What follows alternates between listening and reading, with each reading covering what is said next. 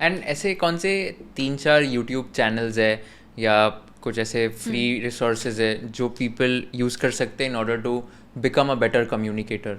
Oh, Win Jiang, the communication coach, he's insane, really useful, really actionable, and I think also very likable guy to watch and listen to.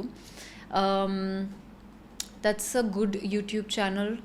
I will also say you can, this is not a traditional YouTube channel, but I really think that when you observe two people speaking in a podcast, that is like the best possible lesson or crash course in communication that you can get if you're paying attention, because yahan pe you're watching two people and you're watching that dynamic unfold right in front of you.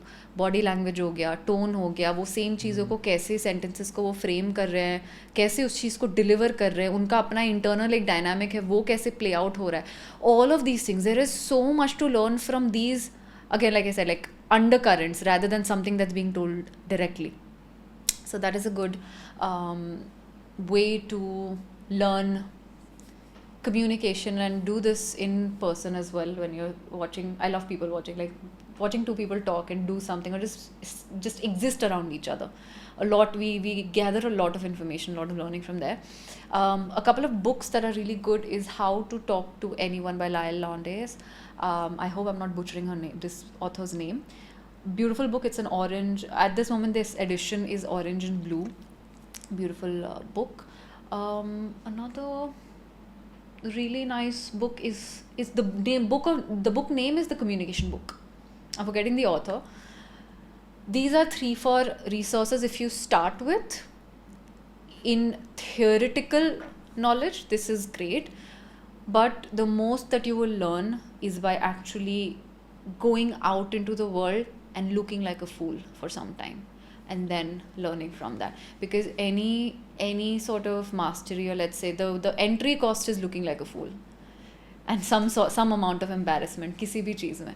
तो आप जाओ बाहर, don't be afraid.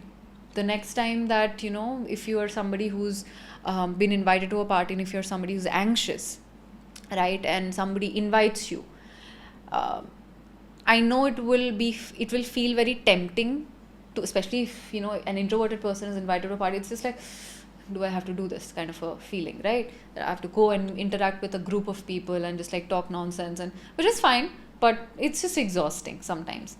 So if you have that anxiety that, how am I going to come across? How much small talk do I have to endure through this whole thing?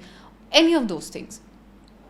It's going to be very tempting to make some bahana, to make some excuse and just say that I'm not coming, or I have something, But don't do that.